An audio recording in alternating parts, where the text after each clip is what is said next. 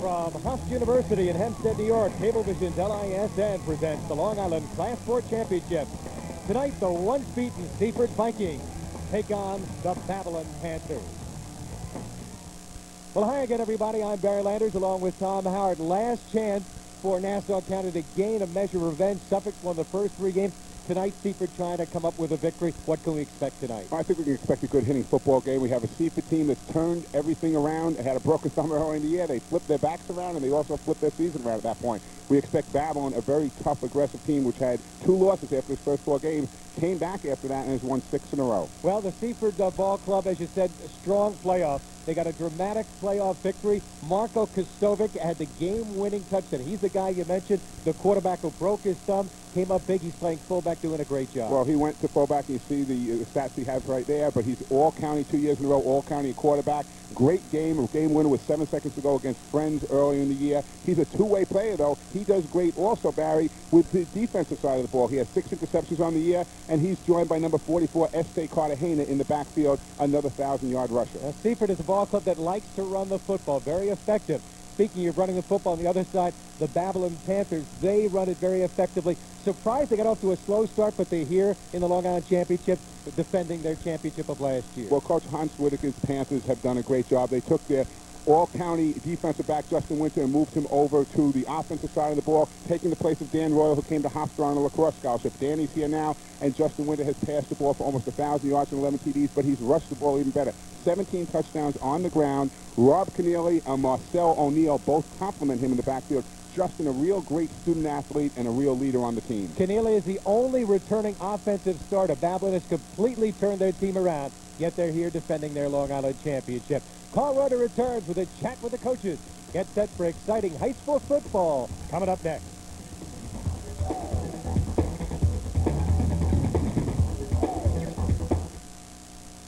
I want to get close to you.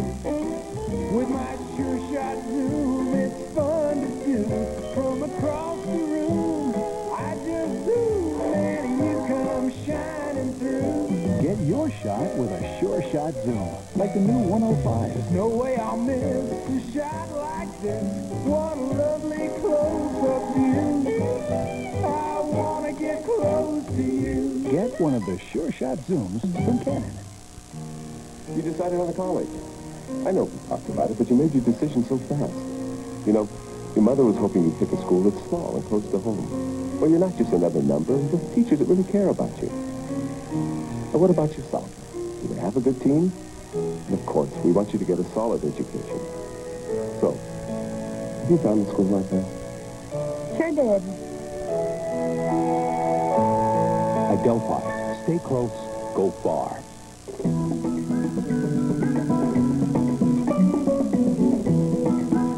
We helped David Nolan with a pre-approved mortgage, which gave him the bargaining power to buy his family a bigger house with a lower bid.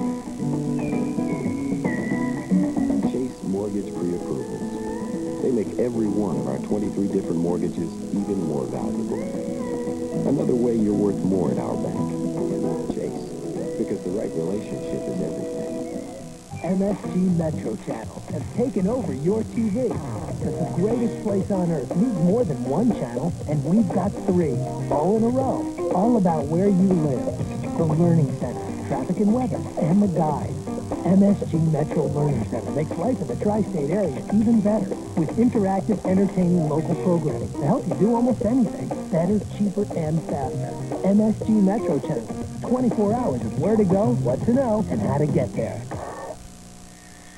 With the coaches, Hans Whitaker of Babylon is to my left. We'll talk with Rich Schau first of Seaford. And Rich, an outstanding season for the Vikings getting here to this championship game. Made a couple of moves with running back and quarterback because of injuries, and it's really paid off in what has been an outstanding year for Seaford. Well, thank you, Carl. All the pieces came together. The kids really stepped up big when they had to, and they really showed what they were made of. Your thoughts about playing Babylon, trying to defend a title? We know Babylon's a great team, and Hans is a great coach, and we know we got our hands full tonight. Anyone intangible for Seaford that you need to do to come out on top here? Well, I just think we need to do what we've been doing. We got to play with a lot of heart, a lot of hustle, and see what happens. All right, Rich, best of luck in that game. Rich Schau, the coach of Seaford, turn around here, and Hans, just another outstanding year for this Babylon club. And trying to defend the title, and you've gotten back to this game with a whole new crew of guys, 18 of 22 different kids. Yeah, that's the truth. We knew it was going to be very difficult to try and defend the title. We're very, very happy to be here. We're thankful, we're fortunate. We just hope we can come out and represent Seaford County real good tonight. Were you able to see Seaford at all towards the end of the year, scouting them? Yeah, we came to 2 of their games, and we have 2 films on them, and they're a very good team. They're a very good Division IV team, and we're going to have our hands full tonight. What do you need to do? Would you like to play ball control here and have some long drives? We have to. That's Babylon football. We have to control the ball, control the clock, and keep our defense off the field. Do you talk to the guys at all about defending a title? Matter of fact, we talked to them in the summer, in July. The first letter I sent out in July, I told the kids that the hardest thing to do in all athletics is defend a title.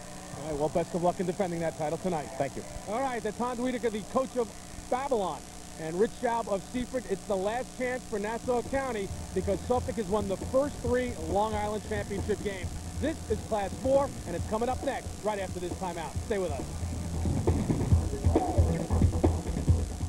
The Elite Sports Medicine and Rehabilitation Center features state-of-the-art technology, ultra-modern equipment, and an in-house board-certified orthopedic surgeon.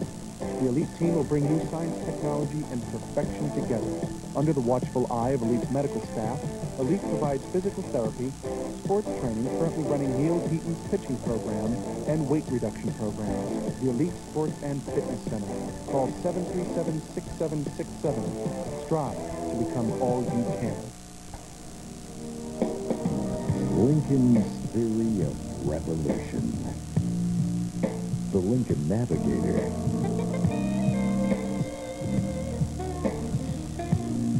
The Lincoln Continental. Now lease Continental for $4.99 a month for a limited time only at your Long Island Lincoln Mercury dealers. Lincoln. What a luxury car. Should be. Holidays are sprinkled with delight, rich and warm, golden and wrapped in tradition. They embrace many cultures and bring together families and friends.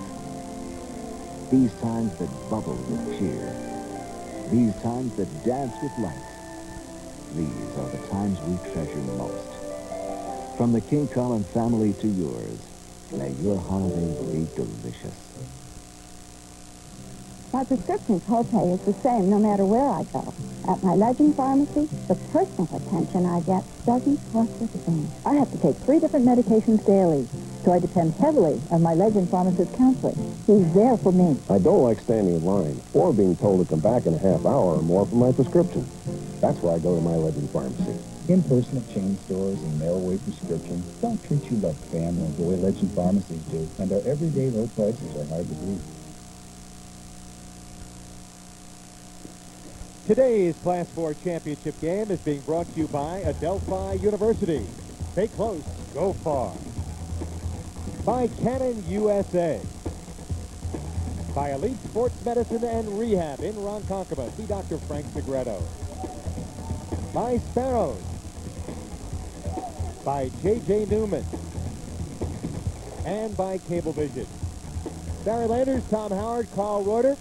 In the Class 4 championship game, won last year by Babylon, coming from behind to beat Roosevelt, 18-12 in overtime. This one should be a good one, Tom. Well, Roosevelt jumped off last year with a 12-0 lead. Babylon came back and won the game in overtime, as you said. And this one has all the makings for another classic confrontation. Seaford, a big, strong, physical team. Babylon with great speed, and we'll see them early with their flex-bone offense. Babylon will get this ball first as it bounces around. Randy Griffin fumbling a football at the 10, in trouble. And snowed under as he got to about the 15-yard line. Well, Barry, as the head coach, the last thing you want to see is your kick return getting snowed under and kicking the ball around. You want to get a good return. You want to try to get the ball out to the 30 or 35-yard line to start off. And unfortunately, Randy Griffin, number 22, unable to do that. There's a look at quarterback Justin Winter, and he has had a super senior season. You can see his passing stats right there. Almost 1,000 yards, 11 TDs on the season. We had said at the top of the telecast that he has also rushed the ball so far to 17 TDs. He's the leader on the field. He's the real great student who knows the game. Last week against Mount Sinai in the win, he had 7 for 72 yards on the ground and a touchdown as they came up with a good victory of 20-14. Rob Keneally, who is the only returning starter from last year's championship team, stopped after a short game. setting up a second down play. Take a look at the offense for Babylon. Winter, O'Neill, Keneally, Griffin, Peters, and Williams. All good, all fast young athletes. Reichman, Natuzzi, Sapansky, Scordino, and Rogers up front. Not that big, but very, very aggressive. Quick and aggressive line. So it is second down, and let's call it 6 after the 4-yard pickup. They work out of that flex bone offense, sending a man in motion, and again, they'll stay on the ground.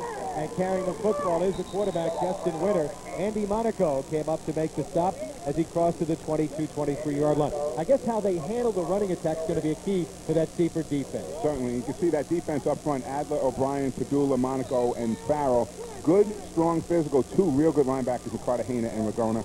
Laguna, real physical and real big. #1 tackler on the team. Defensive secondary, Sherline, Kostovic, Margiasso, and Lorenz. Kostovic and Margiasso, the 2 key players on offense who flip-flop positions early in the year, Barry. So we've got a third down situation coming right here. Griffin, number 24, moving right there, as you see. And we get a stoppage at play here as Pat O'Brien comes up with a big defensive play. And Barry, on the last play, not the play we just saw, but on the play before that, Griffin missed a key block as Justin Winter was trying to keep the ball off the corner. He was unable to pick up the first down. They were just stopped there, so they're in a 4th down punting situation. Seaford will be getting the ball in very good field position. Drew Peters to kick. Line drives this one downfield and taken at the 45-yard line. Good job on the return here by Charlie Margiasso as he returns 10 yards on the 28-yard kick. And Seaford will have excellent field position, Tom, at around the 44-yard line. They come out with great field position on that. Margiasso comes back now in at quarterback to lead the team. And we said before, they have a real good, strong offensive team. They're able to run the ball on the ground. There's his stats. 16 of 33, you can see. Only 417 yards, but remember, he only started playing there in Game 6 after the broken thumb. And has done a terrific job. Also has rushed the ball very effectively. Remember, he was a rushing fullback. 415 yards on the ground on 62 carries. And right up the middle is Marko Kostovic. And Kostovic playing with that broken thumb as a cast on his hand. Stopped by Matt Natuzzi, but not before he picked up about 4 yards. So quarterback Margiasso, as we said, Kostovic, the big fullback, and Este Cartagena, a real strong one at tailback. Farrell, Shoreline, and Adler round out the receivers.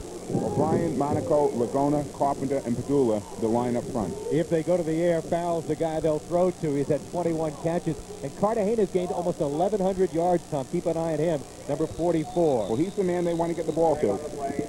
Have a flag on the play, and we've got a great crew of officials working this Class 4 championship game, headed by referee Mike Healy. There's the call by referee Healy. Dead ball foul, offside. We'll take a look at the rest of that officiating crew. As you said, Mike Healy, the umpire is Dick Stazik. George Lang is the head linesman. Larry Datt, Tony Melito, and Dick Young. He's our timer up here in the booth. So it'll be second down and 12 for the Seaford Vikings. Won 13 of their last 14 games. They've been cardiac kids this year. They've had incredible finishes throughout the season. And this time, they'll stay on the ground, fake as it went to Cartagena, and Kostovic stopped by O'Neill. We'll take a look at the defense. You see Matt O'Neill, number 454 right there. Matt O'Neill, the big defensive end. Natuzzi, Scordino, Paulie Scordino, and James Williams round out that line. Reichman, Keneally, Griffin, the linebackers, and a good crew there. Rogers, Winter, Peters, and O'Neill. Look out for Justin Winters at free safety. He roams that field and gets a lot of interceptions. Passing situation, Margiasso has put up some good passes in the playoffs at key moments. And play action fake, looking downfield, scrambling. Chase to the far side and brought down by James Williams, number 88. And you saw the speed of Williams able to close. When you saw Margiasso drop back, he saw nothing to the right where he was looking. He decided to scramble left.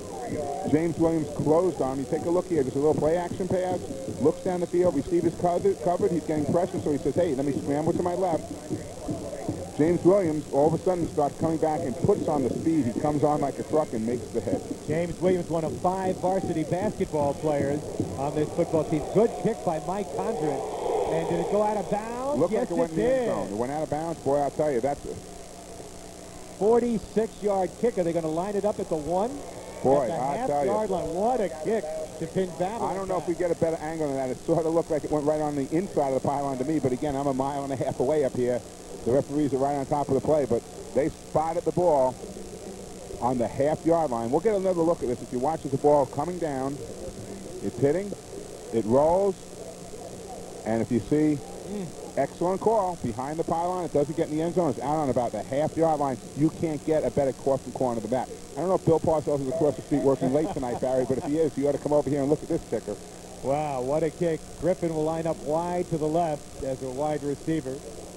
Drew Peters to the right. They are getting ready in the end zone. 46-yard kick to the 1/2-yard line.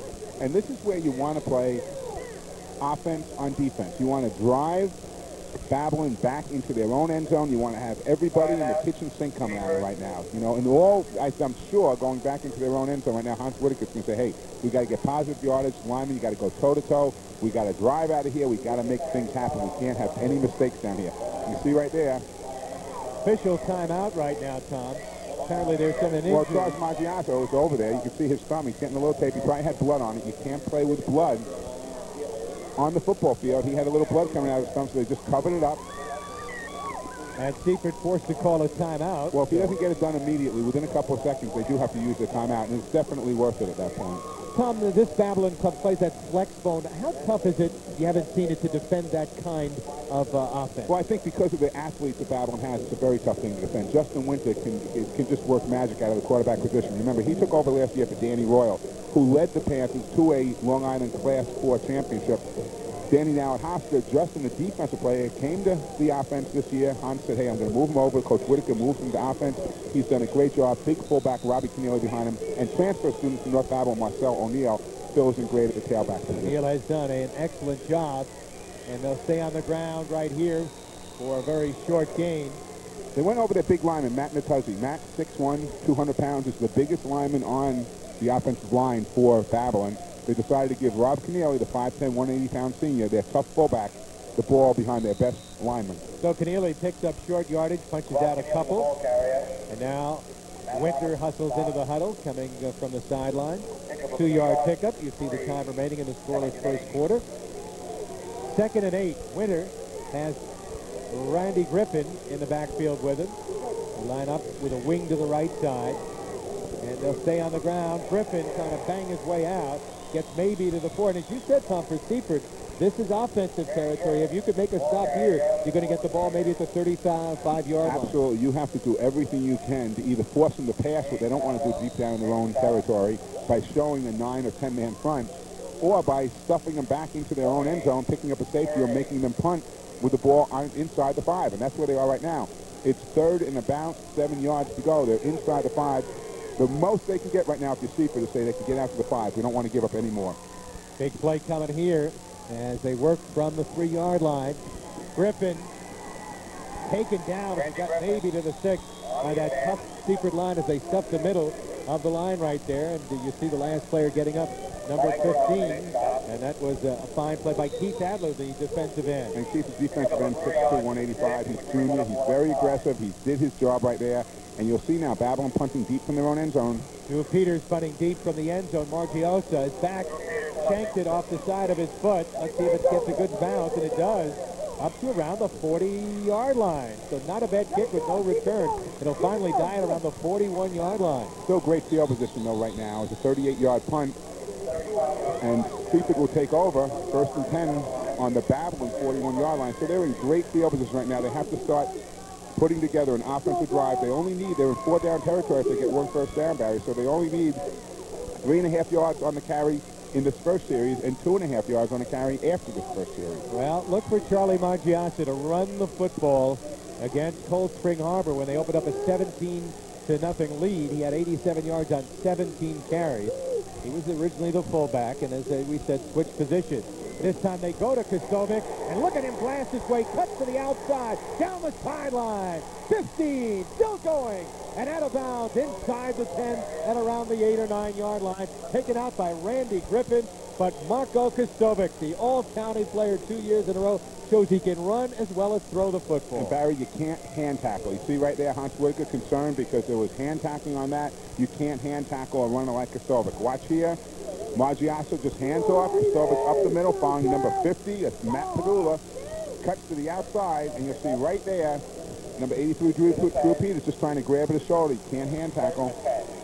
So it's 1st and 10 outside the 10 of the 11. They get a first down here, and they go to the big guy, Cartagena. And Este Cartagena, who plays football as well as wrestles and baseball, stopped by Paul Scordino, number 67, and Matt Natuzzi, the tackles on that four-man front. And also Rob Keneally coming up. Okay, road to the top for Seaford. Beat Friends Academy in a real great one. Remember that 5-second touchdown left for Marco Kostovic to win that game, 26-21. And then took on a real tough Cold Spring Harbor team and beat them 17-12 in the championship game. Babylon came back on the bench. The only 2 losses of the year. Beat Wyandanche 20-18 and Mount Sinai 20-14. 2nd and 10 to throw Margiasso, and it's incomplete. Big hit by Phil Rogers on the intended receiver, Keith Adler. And you know, Phil Rogers made a real quick break on the ball. Did a great job as a defensive back coming on right there.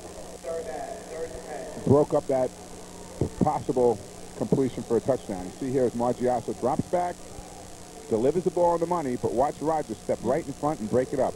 Great defensive play. Adler, a tough two-way starter, good receiver. Caught a 22-yard touchdown pass against Friends. 11 catches for 183 yards and 4 TDs. Farrell wide to the right, single coverage. They'll stay on the ground. Kostovic will pick up short yardage, setting up a field goal attempt probably here.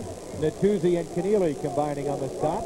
Well, anytime Kostovic takes the ball and goes behind big number 50, Matt Padula, he usually picks up positive yardage. You saw that time, 78, Sean Carpenter, 50, Matt Padula, opened the hole, picked up about 3.5 yards on the play, but it brings up a 4th down and a field goal situation. Not much wind, Tom. Mike Condren kicked a 33-yard field goal, and it turned out to be critical points in the win over Cold Spring Harbor.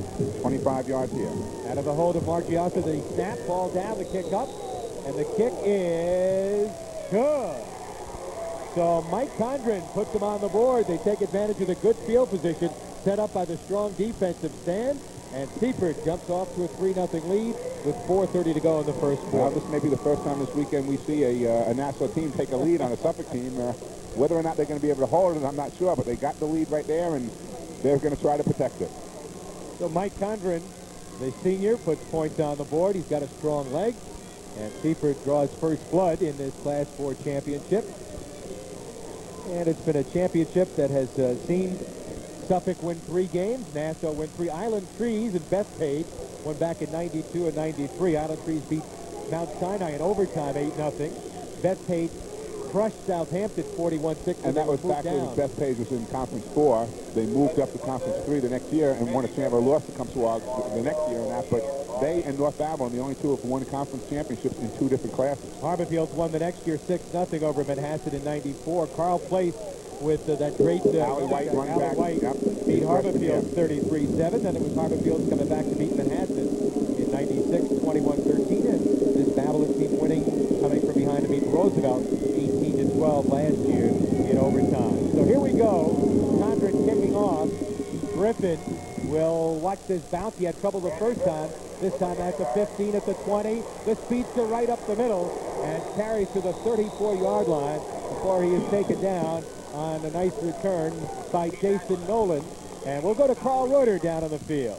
Hey, Barry, Tom Howard, you know how important a kicking game is, and I was talking with Mike Condren before the game. He just put that first three-pointer up in the ball game, and I was watching him in pregame warm-ups. He was having no trouble at all banging from 40, 45 yards out. He's got a real strong foot. I asked him what his long was this year. He said 43, but I'll tell you right now, Tom Howard, if he had to, I believe Rich Schaub would let him go from as long as 50 if need be in a close game. Back upstairs.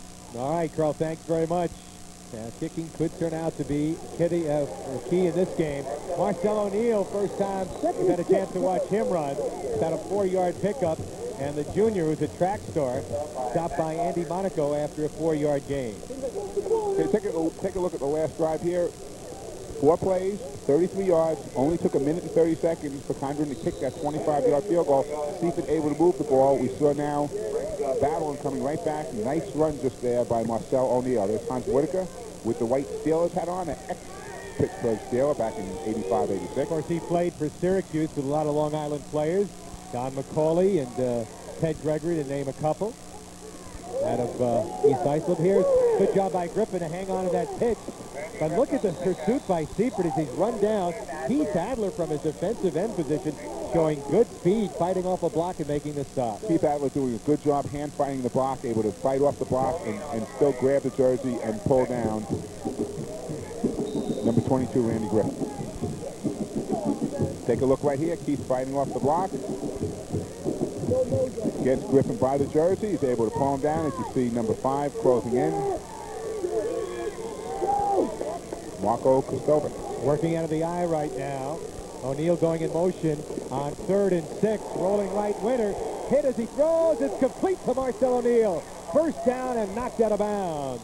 After a nice gain that time. A 16-yard pickup and knocked out on the far side by the Seaford defender. Now, nice job there by Justin Winter delivering the ball. Even though he was falling back and throwing it, going off his back foot falling, he was able to deliver it on the money. Marcel O'Neill catches it. Take a look here, a little play action. Nope, not even a play action. He just rolls out to the right, delivers the ball. Good catch by O'Neill.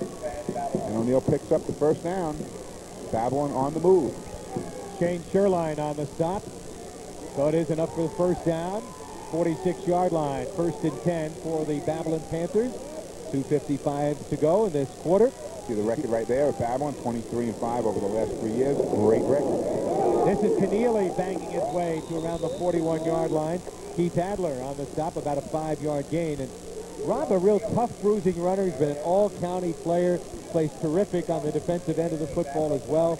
He's Mr. Reliable, mean when he's out there defensively. And on offense, he just loves the competition. He really does. He's very tough, two-way player, as you said, Barry. And again, he wants to be on this football field. Everybody wants to be part of a championship football game. And on a team that is so inexperienced in terms of playoff experience, he's the guy that was here last year. Yep. So 2nd down. Griffin lines up on the left side.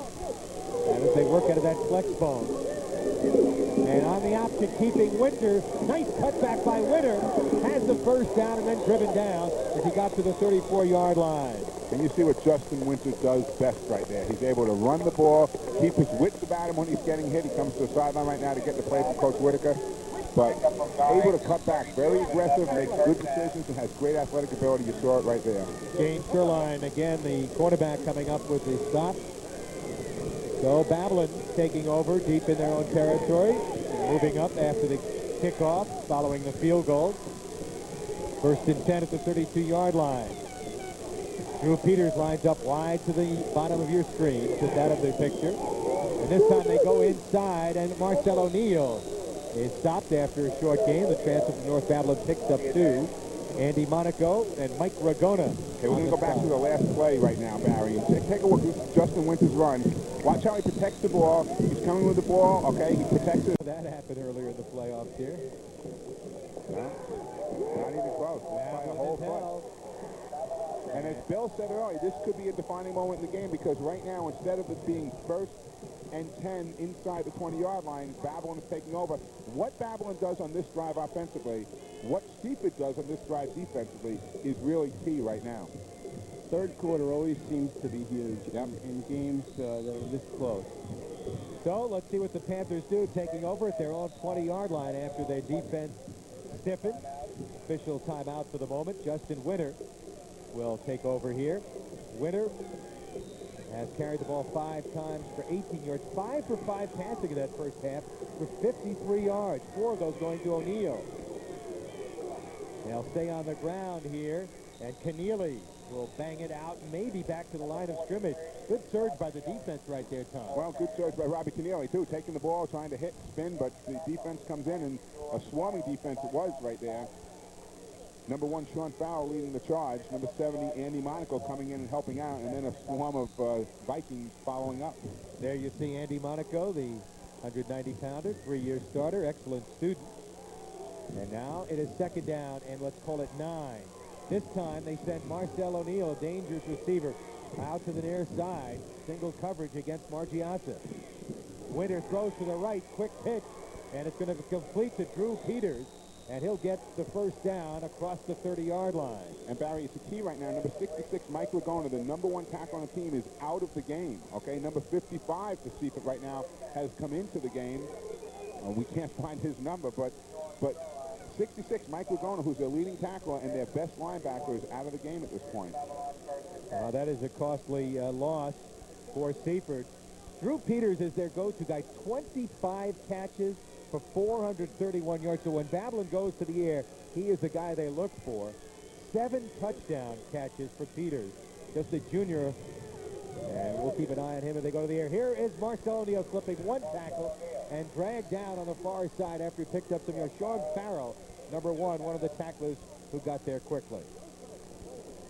So they mark it at the 35, the pickup of 4. Going to make it 2nd and 6. As we'll take another look here, Tom. Pick right here, Justin Winter with the ball. Just quick inside trap, Marcel O'Neill with the ball. At that point, you really should try to head north and south instead of east and west. Once you get through that on the quick trap, turn it up, head to the goalpost, and a lot of times it will break for you. This time, Drew Peters comes out again as a flanker. And looking for the near side. It's ball deflected at the line of scrimmage. Ball's incomplete. Farrell was closest to the ball. Pat O'Brien at 6'4" with the deflection, using his height there, Tom, to bat the ball down. Pat O'Brien is a very big boy, 6'4", 280 pounds. He's only a junior. Great wrestler, another great wrestler. We've been swarmed by great wrestlers this weekend, Barry, but he was a county runner-up last year from Seaford, and he did a real good job of getting his hand up there, knocking the pass down. Take a look on the sideline. Mike Ragona, their leading tackler, with 107 being worked on the sideline. As you mentioned, he's out right now, and they can ill afford to lose him for an extended period. Absolutely. 3rd and 6 here with 3:21 to go, third quarter. From the shotgun, Winter. Looking, has a man wide open. Can't leave this guy open. Drew Peters. Peters has the first down at the 45, 46-yard line. And good job that time by Justin Winter in the shotgun, rolls to his left, sets up, sees Peters coming across the field, and delivers the ball on the money. We'll take a look as you see Justin with the ball, rolls to his left, sets up behind Robbie Keneally, his blocker, goes back across the field to a wide-open Drew Peters. And he was taken down by Ken Christensen, number 88, who had just checked into the game. 3rd catch, 34 yards on the reception. As you see, Justin Winter's number 7 for 8. Great stats for a championship game. On a little bit of a delay, Keneally tripped up. Fine defensive play that time as he got to the line of scrimmage, and making the stop was number 55, Matt Roberts. And Bill, you had mentioned before about a defining moment in football. In this game, Seaford had the ball. They didn't make the 4th down play. Babylon has now taken it and driven across midfield right now. And again, this is where the Seaford defense really needs to step up. Richard Schaub has to tell his guys, hey, this is big. You see Hans Whitaker on the sideline with Tommy DeNovo, Anthony Sparaccio on the far side. Tommy DeNovo, the ex-football coach from Babylon. A little bit of equipment timeout for the moment. Bill Piner, I know as we mentioned, this one wrapping up for you as an ASSO coordinator. You'll be retiring after this year. A lot of people really to thank. I know that Keith Leiberg, your opposite end in Suffolk County, has done a great job replacing Nick Schroeder, Kathy Gallagher, Todd Heimer, the Section 11 and Section 8 executive directors. Also key people in making this a great Long Island championship. Right. These are people that are really work behind the scenes. It's a year-round effort, and you know, everybody owes them a great deal of thanks. Peters hit hard by Sherline, could not hang on. He had the ball in his hand, but a real strong pop by Sherline, jarring the ball loose. Great job by Shane Sherline. He makes an excellent hit on this play, and the ball is in Peters' hands. It's a little high. He can pull it down, but watch Sherline come in right as he's about to catch it right here and make the pop. Keeps the ball out of his hands. If he would have had time, he could have come back down after he batted that ball up. He's a leaper. Sherline trying to stop Peters, who's an outstanding prospect. Again, he'll line up against Sherline, top of your screen, one-on-one coverage. And now a timeout taken by Winter with 3rd and 7 rather, facing him. And he'll have a discussion with Hans Whitaker. And we have a chance right now, Barry, to take a look at the past class championships. Class 1, Longwood beating Massapequa in a great football game, 22-19, the big, powerful Longwood team. Eric Hackowitz with a terrific game in that one. And the tough, never-say-die Massapequa team is just keeps coming back. Class 2 championship, North Babylon in a big surprise as far as Tom Howard is concerned over Garden City, 34-0. Terry Manning will tell you that. He said he came here to play, and he knew that was going to happen. Sable 51-6 over Glen Cove, a Glen Cove team that just never gave up and kept coming back. And we've been really happy to be here. MSG, Metro Sports, Cablevision LISN's new home on the Metro Sports channel, actually Channel 18, the Learning Channel. Bill, I want to thank you personally. I know Carl has done that, and for all of us in Cablevision for your help in making our job so much easier throughout the years and bringing the folks of Long Island these high school football games, regular season and championship games. Well, thank you very much, Barry, but really I think we should be thanking you guys because you guys are bringing some exciting football into the homes of the Long Island community, and the kids get real excited about it, and I wish we could do it more, but when you do a tremendous job, a very professional job, and it's just like watching a college or a pro game on television. All right, little razzle-dazzle. Here's O'Neal off that strange formation. Close to a first down. They're going to mark it at the 40. That should give them a first down. So a little razzle-dazzle. They had three wide receivers to the right. They went to O'Neal. A good block by Sean Rogers, number 74. And O'Neal has great speed, Barry. He's able to get to the outside off of that block, as you said, by Sean Rogers. Take a look one more time. You're going to see right here, out of the shotgun, Justin Winter, just a little reverse to O'Neal, good blocking on the inside, and look at O'Neal's speed coming down. Actually outran his blockers. He could have waited behind his blockers and maybe even got a couple more yards. That's great high school football. Both teams are willing to take a chance, and both teams are making some very big third down plays. First and 10 from the 40. Keneally pushing the pile for 5 tough yards inside the 35 to the 34-yard line. Very similar to what Seaford was doing a few minutes ago, just taking the ball and driving it down your mouth. You saw Robbie Keneally right there, taking the ball from Justin Winter, staying behind the right side of his line. Matt Natuzzi, if he's back in there, and T.J. Reichman, number 51. T.J.'s not big, 5'7", 175, but he's tough, he's gritty, and he gets into you. Kenny Lorenz on that last stop, but they did pick up 5.5 on the play. Clock ticking, around a minute 45 to go in this third quarter. Babylon trailing by 3 with the ball. And here's the pitch. O'Neal turns the corner. Ripped up on a big tackle by Andy Monaco, but he did pick up the first down inside the 30. Good job that time by Randy Griffin, number 22, getting a block on the corner to spring O'Neal loose. And again, Babylon is starting to take advantage of the corner right now, Bill, and I think Richie Sharp and Seaford has to start saying, hey, we got to do something off our corners to slow down. We'll have a look right here. Just Keneally up the middle. He ran before, so he had to honor that. There's the pitch to the outside on the option, and he just gets out there. Number 30 coming in too little too late, Charles Maggiasso. They've been doing a good job of stopping him inside, and they're going to have to adjust. O'Neal's numbers are 8 carries, 33 yards. They've done a good job on him. And the 1 touchdown, of course. The only touchdown of Babylon has scored. Spinning is Griffin, and a nice open field tackle. Ball almost came out that time by a big number 55, Matthew Roberts, a good-looking sophomore. Randy Griffin almost lost the ball right that time. It came out. That would have been a big play for Seaford, but unfortunately he's able to hang on to it, pick up about 4 yards on the play. It will bring up a 2nd and 6. Take a look right now, Barry, as the ball is handed off to Griffin. Keneally on the lead block, kicking out the end. And right there, you can see as Griffin spins around, the ball comes loose. 2nd and 6, straight hitter up the middle as they go to Keneally. And Keneally gets inside the 20. It'll set up a 3rd and about 4. We're back to that another one of those big third down plays. And it really is, because if you don't make it, you're in field goal range. You may have to consider a field goal to tie the score up. If you pick up 4 yards, 3 yards on the play, it's 4th and 1, you'll probably go for it. If you only pick up a yard or no gain on this play, you're probably going to have to think about a field goal. Or, you know, maybe you won't be close enough for a field goal at that point because it will be a 37-yarder. This will be the 14th play of this drive. And they are facing a 3rd and 4. Crowd coming alive. And they go to O'Neal. He has the first down and more. Flashing his way inside the 15 to around the 14 and a half. Barry, your eyes are a lot better than mine if you think he has that first down. He's very, very close to that first down. I beg your pardon.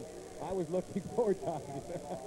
It's close. I mean, I'm not saying it's not a first down, but it certainly is close. Actually, it's not. It's fourth down. It's going to be 4th down, yep. Now we have the defining moment, Mr. Piner. This is the game. Situations, opposite end of the field.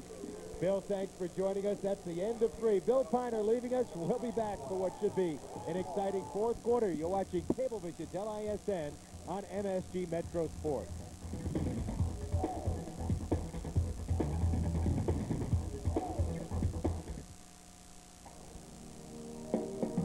Lincoln's theory of revolution.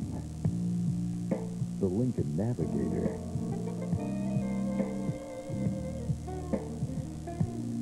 The Lincoln Continental. Now lease Continental for $4.99 a month for a limited time only at your Long Island Lincoln Mercury dealers. Lincoln, what a luxury car should be. At EAB, we believe there's something special about the people of our community, about the way we work, play, and raise our children. You see, the people who work at EAB live here, too. Most have for years. We're proud to be part of the community and to help our neighbors prosper, which is the reason so many people choose to bank with EAB. Stop by and we think you'll agree. EAB. There's a reason people bank here. Well, we're right in the mouth of the Panther, and the Seaford defense right now facing a huge play. It's 4th and 1 for Babylon as they try to punch it in right here. Robbie Keneally is my boy in this one. And he's going for the first down and has it. He's the guy who came back. He's the guy who led him here last year. He's the guy I want to get the ball to right now. He's following behind the offensive line of Paulie Scordino, Tommy Sapansky, Matt Natozzi, T.J. Reichman, and Sean Rogers for that first down. So they went for the big play on 4th down. They picked it up, the nose of the football at the 15. Babylon trailing 9-6, trying to defend their championship of last year when they edged Roosevelt in a come-from-behind fourth-quarter effort. They trailed in that game 12-0, ended up winning at 18-12. All right, the dangerous Drew Peters wide to the left. Whistle before the snap. And let's see what the call will be. It's delay of game, perhaps. Oh, boy, that'll kill him. If it's delay of game, that will definitely kill him at this point. You just can't afford that. Schedule foul. No, it's motion. Illegal procedure. There's procedure there. It doesn't matter. It's still 5. But the delay of game usually comes in from the sideline, Yeah. and that's a coaching move, and that's why I'm saying you can't afford that. I can afford a kid mistake. They're allowed to make them. The coaches aren't allowed to make them. So.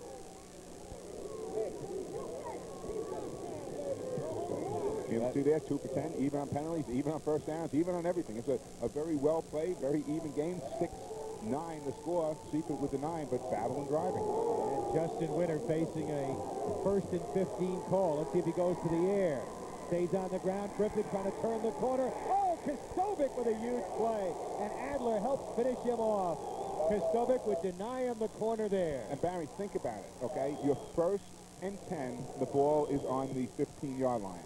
You make a mistake, so now you're 1st and 15, and the ball is back on the 21-yard line. Now they have another loss. Take a look right now. Great job by Kostovic coming up.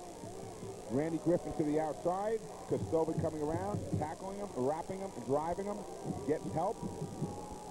Now it's 2nd down and 16. And then you saw Adler coming in to help finish him off from the 21-yard line. Winter pitching back. Option. Griffin has thrown a touchdown pass last week. Throws. It's going to be almost intercepted. In and out of the hands of Matthew Roberts, who would have had a huge interception there. You saw the option pass coming the whole way, and there was no one to throw to. He never should have put that ball into the air. If he did, he should have thrown it out of the end zone. That was a dangerous play. Last week in the win over Mount Sinai, he threw a touchdown pass on the option. Well, I'm sure other people saw that film. Take a look. Right now, Griffin has the ball. You can see him adjusting the hands, but look at the defensive flow right there. They're dropping back. They know the pass is coming. We had an ineligible receiver downfield, which will cost them a down as well, Tommy. You hear Griffin being pressured. And there's another good look, Barry, and it's right in his hands. Can't, you know, they just hit him in a bad place, his hands. You can't have that. Must be a wrestler. Penalty. Ineligible receiver downfield is declined. The penalty is declined, so it'll still stay at the 21-yard line. It'll be 3rd and 16.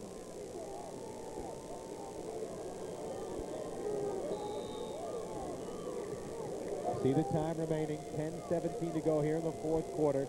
Justin Winter facing the biggest play of the season right now for Babylon. Well, it's 3rd down, 4th down is going to be the biggest play because they were in this position before. They had the ball on the 20-yard line. They made the first, but now it's 3rd and 16. Griffin in motion. Winter pump faking, looking for Peters. Peters! Touchdown! Great offensive job Excellent job by Drew Peters to come down with the ball. Just a freshman, Drew Peters, Tom. The best freshman Hans Whitaker has ever had, and he comes up with the biggest play of his young career. 4 catches, 55 yards, his 8th touchdown of the year to put Babylon in front. Barry, Hans Whitaker will tell you right now that's the best freshman he ever had. 4 years ago, he would have said Jerry Williams was the best freshman he ever had.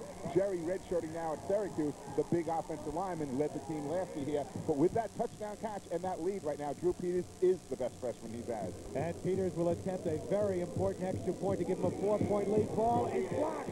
The kick blocked. They had 2 men breaking in. And again, Kostovic was one of the guys who got in quickly, and Derek Urker, number 84. There is Marko Kostovic, young man who was born in Yugoslavia. His family still has ties to that country, which has been beset by so many problems in recent years. And Barry, that was a breakdown in a couple of fronts. It was the offensive line of Babylon letting the defensive line in. It was Kostovic coming, charging in there. It was a slow snap, not a bad snap, but a slow snap and a slow kick before Drew Peters was able to get it off. We'll take a look at the touchdown first. You can see Justin Winter drop back into the pocket. Just a little fake there to Robbie Keneally to try to hold the linebacker. A play action, a pump. Throws it long. Running under is Drew Peters. He's covered, but the defensive back right there, number 24, Shane Sherline, has to make a move for the ball. We're going to take one more look at it. When Shane is covering, had inside position, he has to make the move and catch it at his highest point. One more time, you can see right there, Shane has the position, actually ran by Drew Peters. Drew made a great adjustment to the ball. The freshman pulled it down. Now we'll take one more look at the kick. Watch from the right-hand side of your screen. Coming through, right up the middle. I mean, they're coming in every direction. They are all over. They came from the left, the right, and the middle. Just a breakdown on the offensive line of Babylon. Kostovic and Urker were the 2 of the guys who got in. Peters last week in the win over Mount Sinai caught the option pass that Randy Griffin threw for a touchdown. And as we mentioned, he is a leaper. At 6'1", he can go up and get the ball. He's a lacrosse player. Don Barsh, who is helping us doing the spotting, he's the varsity basketball coach and a teacher at Babylon, says, hey, if that kid can leap like that, I wouldn't mind having him on my basketball. If you forget lacrosse, be a basketball player. Drew's a basketball player also. He's a basketball player, along with Justin Winter, the York County football, baseball, and basketball player. Now you see the Babylon players holding hands on the sideline. The Panthers have taken the lead 12-9. And the kick bouncing upfield, taken by Seaford. And Sherline hit as he got to the 33-yard line. Derek Urker on the stop, and now Seaford again will have to try to come from behind here. You see right there, Panther Pride. They have Justin Winter up there, Robbie Keneally, the names of their great players. And so far today, both teams have been able to move the ball pretty effectively down. Seaford now, with 10 minutes and 4 seconds to go, has to come up with a big drive. For Justin Winter, that was his 12th touchdown pass of the year, and you see it. The 17-play drive taking over 7 minutes. And the 7 minutes is key. And remember, this was at the end of the drive that Seaford had, where Bill Piner said it was a defining moment. They had the ball on 4th down, did not make the 1st down. Babylon took it over and drove the length of the field. But that missed extra point could prove pivotal. Of course, Condren kicked the 25-yard field goal earlier. Any missed extra point proves pivotal in championship games, and every team has missed them today. 2 for Babylon, 1 for the Vikings. 10:04 remaining. Seaford trailing by a score of 12-9. Cartagena and Kostovic in the backfield split.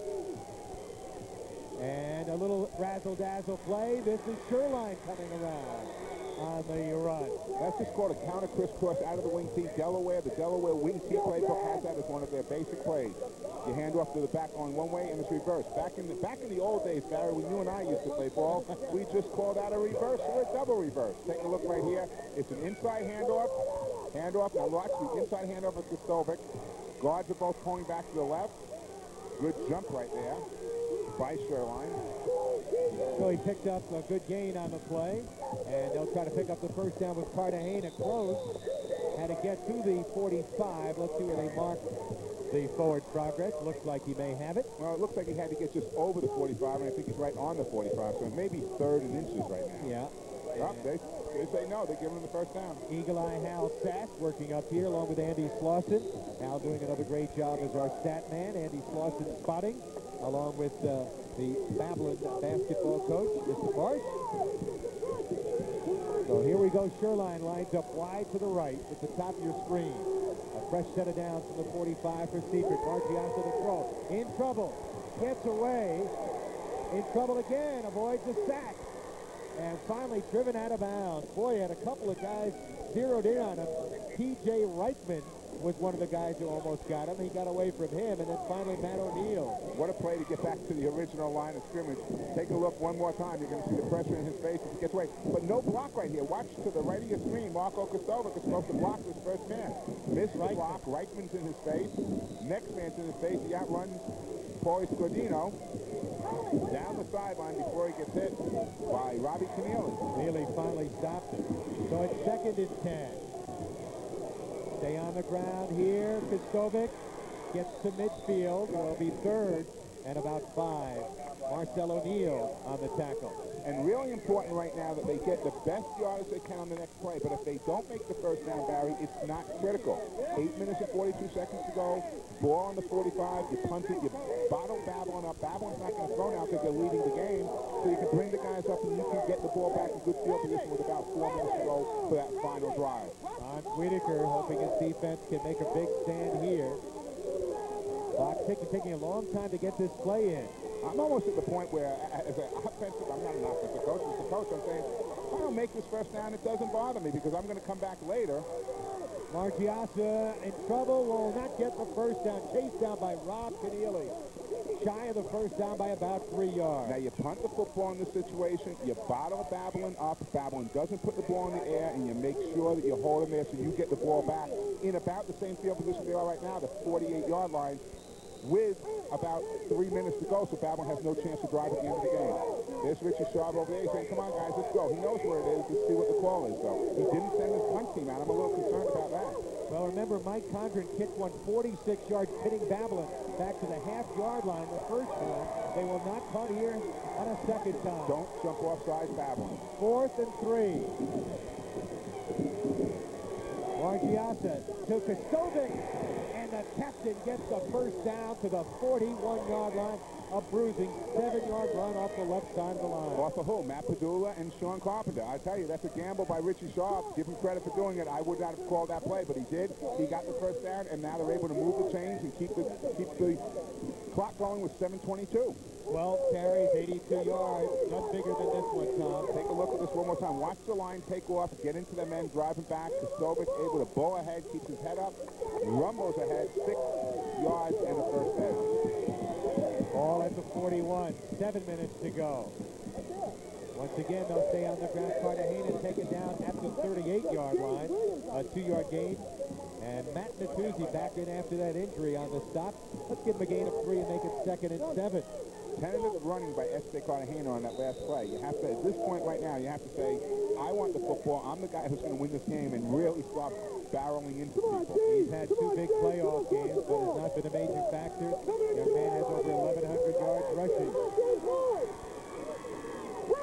Back to throw. Margiasa has Sherline open, throwing deep for Adler, who's out there, off his fingertips. He had gotten behind the defensive back, Marcel O'Neill. And Adler was open. That was a perfectly thrown pass right in his hands. It was a chance to take the lead with 6:26 left. And unfortunately, Keith dropped the football. You have to forget about that, Keith, though. Put it aside and just get back and go again. Take a look at Charles Maggioso. Back. Charlie's able to put the ball up, puts a nice loft on it. You see right here, Keith gave the ball in over the shoulder, one of the toughest catches to make in football, but it was right there on his hand. He was unable to come up with it. Now it brings up a 3rd. Richie Sharp again. Positive thinking. Come on, guys, let's go. You can do it. We've done it before. What do they need? 3.5 yards on the next 2 plays. Let's not do it at one time. Let's take 2 plays to get our 3.5. Margiasa back to throw. With time, looking. Throwing deep, looking for Farrell out there. Farrell's got it. Touchdown. And Beautiful. Seaford takes the lead. 38-yard touchdown pass to Sean Farrell. The only thing that scares me about this, Barry, is now you give the Babylon the ball back with 6 minutes to go instead of with 2 minutes to go. What a critical extra point coming up here. An extra point made, Tom, will give them a 4-point lead, and that means Babylon needs a touchdown. Absolutely. Absolutely. And you have to decide, is it the kicking game that you want? Now, they kicked the field goal before, so they have it. You have to make sure that your line is there. Richie Schaub coming through, making the calls. He's telling his kids, hey, you're doing all the right things. Let's take a look. We're blocking solid, not letting anybody through. Big try, Condren on the extra point. Good snap, ball down. The kick is up, and the kick is good. So the Seaford Vikings, who've been a kind of Cinderella team, refuse to lose, has been their motto. They find a way to win. They did it against Friends, beating with 7 seconds left when Kostovic scored, and they beat a tough Cold Spring Harbor. They take the lead here late. They're known as the Cardiac Kids. Well, they're not giving us a cardiac yet because there's still time, but we're going to take a look first at the touchdown. Watch Charlie Maggiasso drop back. Good protection. He sees his man open. He puts a nice loft on the ball. And just excellent job coming down with the pass right there. Number 83, Drew Peters on the coverage, but, you know, Peters saying, hey, he was out. No, he wasn't. That's a touchdown. What a crazy game this is. Here's Peters coming up with a brilliant play short time ago to give his club, and now he gets burned on the other end. But it was a beautifully thrown ball. And you can look at the chemistry of this team. Kostovic, an all-county quarterback last year, 18 touchdown passes. Moves the fullback for the team, does exactly what they want. Farrell, one of the wide receivers, he's the wingback. He decides to go out to the split end on that play. He comes underneath the ball and catches it for the touchdown. What a job this kid has done at quarterback, filling in. 7th game took over. Never was a quarterback before. How'd you like to throw the touchdown winning pass in the Class 4 championship game? Not over. We've got time left, 6:17. So Babylon is loose. Yeah, I should say, give them safeties are waiting there. Give them all that they want up the middle. They're only going to get 5 to 7 exactly. Kostovic picks up a couple of yards to the 45, makes it a 3rd and 2 with 30 seconds left. And Margiasso will bang his way for the first down. That'll stop the clock momentarily. Here it comes. Now they'll go for it. Yeah, but now everybody in the ballpark knows that too. So they. But they only have one timeout left. Right.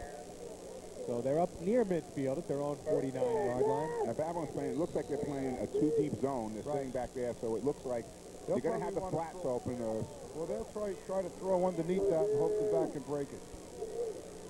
15 seconds. So the clock ticking down. Little razzle-dazzle play, flea flicker. Margiasso looking deep for Farrell down the sideline, but out of bounds. But you don't let somebody get deeper than you, no matter what in that situation. You don't let them get deeper. And right there, you saw, I believe that was number 80, Phil Rogers, who ended up letting a Seaford man get deeper than him. Right. And that was Sean Farrell, their speedy wide receiver, who caught touchdown pass earlier. 5 seconds left, so time for one more play. Tony Cerullo, I want to thank you for joining us.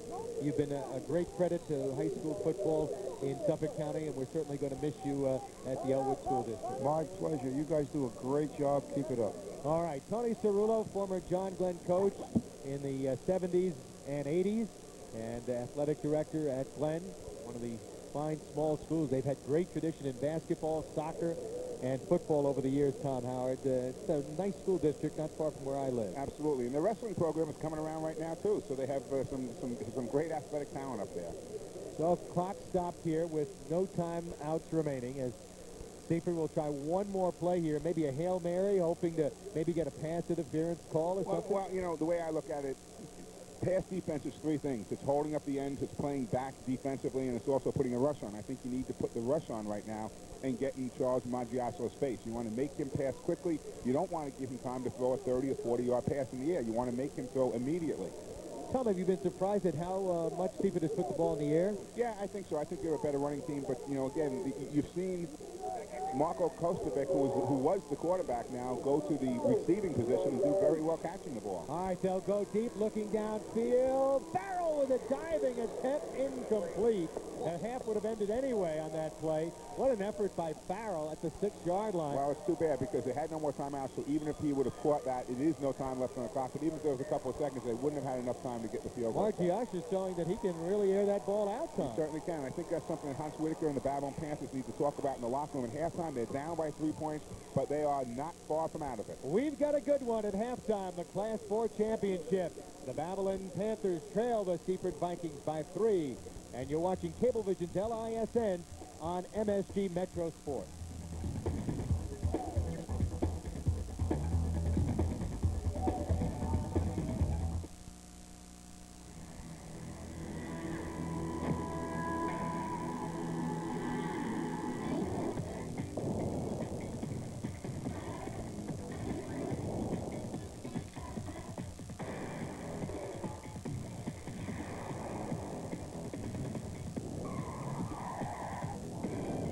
For the goal.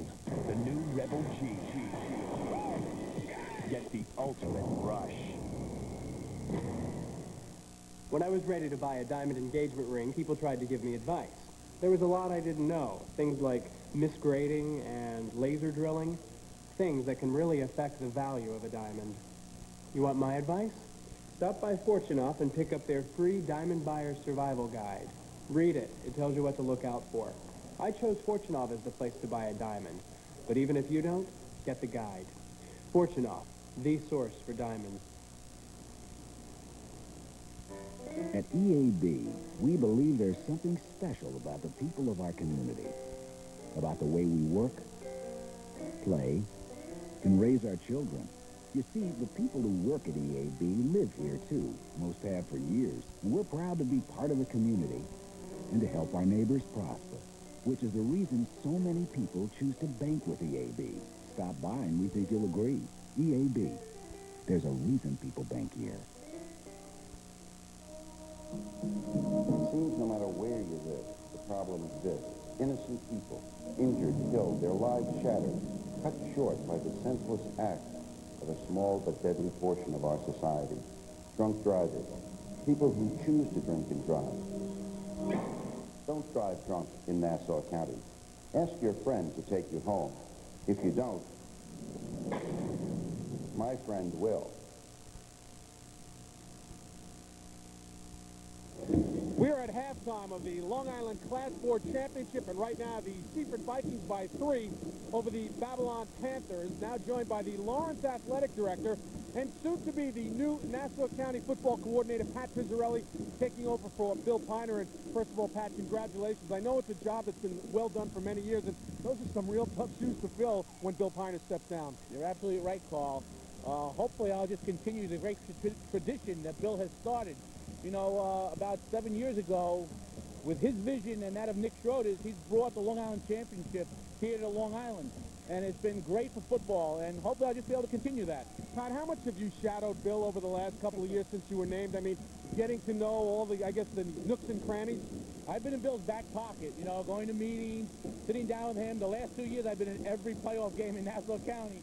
And this is the third weekend in a row, and I'll tell you, we're tired. By the last game of the weekend, we're tired. It's a lot of work, but it's great for kids and it's great for football. It can't be easy because, as I mentioned, also you have to worry about your program, the Lawrence program, being the athletic director, and you've got to dedicate a lot of time to being a coordinator for a sport because you're answering to pretty much everybody in Nassau County football. Yeah, it does take a lot of time. The big thing is that Lawrence does let me have a lot of time to do these things. And thank God I have a family that's very considerate, and they understand this is something I love, and I'm going to do it. One last thing. I know that, as obviously with Nassau, but how much will you cross over and talk with Pete Flyberg, who's the Suffolk County football coordinator? You know, I've gotten to know Pete real well the last 2 years. And also, I know a lot of the Suffolk guys. My uncle was out in Suffolk County for about 30 years, coaching football out there. And also, my kid brother was out there. So I know most of the guys, and they work real hard, and I should see no problem continuing good work with Pete and the rest of the Suffolk people. Pat Pizzarelli, welcome aboard, and congratulations. Good luck as the new football coordinator here in Nassau County. Thanks, Carl. All right, that's Pat Pizzarelli. Before we go to break, out on the field right now, spectacular band. We're going to pick up the sights and sounds from the Seaford Marching Band.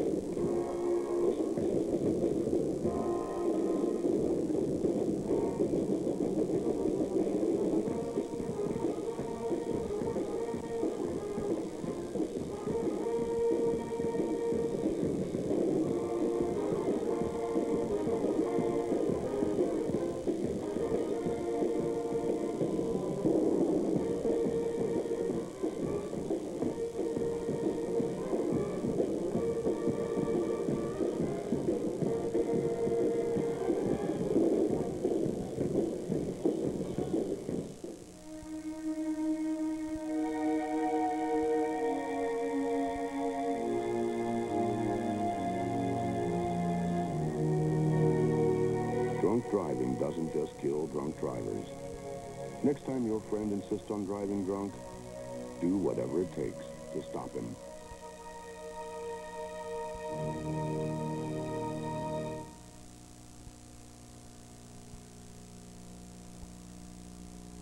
MSG Metro channels have taken over your TV because the greatest place on earth needs more than one channel, and we've got three, all in a row, all about where you live, the Learning Center, traffic and weather, and the guide. MSG Metro Traffic and Weather, the tri-state area's first and only 24-hour local traffic, transit, and weather channel, so you'll never be unprepared again. MSG Metro channel, 24 hours of where to go, what to know, and how to get there. Holidays are sprinkled with delight, rich and warm, golden and wrapped in tradition. They embrace many cultures and bring together families and friends. These times that bubble with cheer, these times that dance with lights, these are the times we treasure most. From the King Colin family to yours, may your holidays be delicious. Problem. You're an athlete. You've suffered an injury. You want to get better, quickly.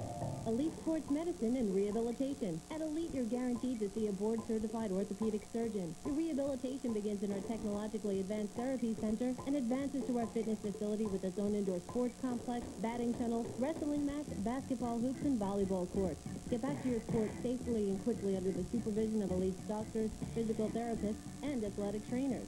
Elite Sports Medicine for the 21st century. It's the last chance for Nassau County. Suffolk has swept the first three Long Island championships.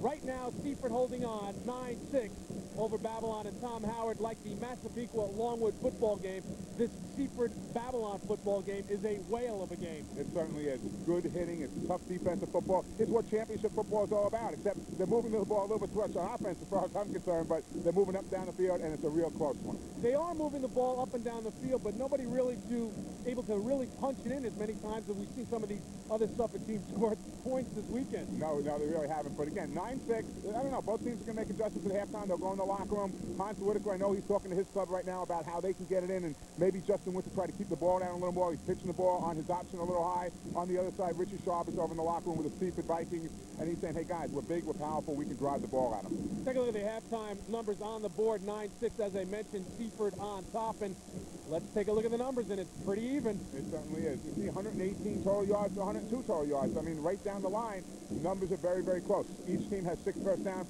One turnover by Babylon hurt a little bit, but, you know, that's something that is going to happen in championship football. You have to forget about that and start moving on from there. All right, we've got the highlights in this first half, and Seaford gets on top first. They've got a good field goal kicker, and he's able to put 3 up here on the board. So Condon picks the ball, he puts it through. See right there, he's able to drive it right through with no problem at all. They go up 3-0. And all of a sudden, the Panthers on the prowl and answer with a touchdown, taking a 6-3 lead. You see right here, Justin Winter taking the ball. Handing off back there. Marcel O'Neill follows his blockers, cuts in, really small, and keeps great balance, keeping his hand down on the ground to get into the end zone. 6-3. But Seaford would not be denied and would come back and take the lead at 9-6. George Maciasa has the ball, just 2-step drop, delivers the ball perfect on the money, slant pattern into the end zone for the score. 9-6, as you said, Carl. All right, Hans Whitaker in the Babylon locker room. I'm sure he's talking about Babylon pride. He said the first thing he did this summer when he sent letters to the club in August was pretty much telling about what it is to defend the title. Well, it's a tough thing to do, and changing his whole team around. Remember, there's only one guy back, Robbie Keneally, on offense. Changed his whole team around 2-2 after the first 4 games. Brought him back here. I'm sure he said, hey, guys, with 3 points from a Long Island championship, you may never get this opportunity again in your life. Let's go back out there and give him hell. All right, and they'll be coming out back on the field here. Babylon will, along with Seaford, and the second half about to unfold from Hofstra Stadium in Hempstead right after this timeout.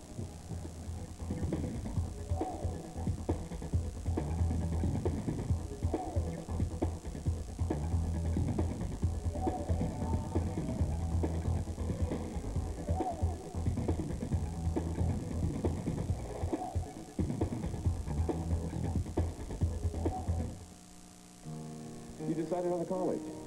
I know we talked about it, but you made your decision so fast.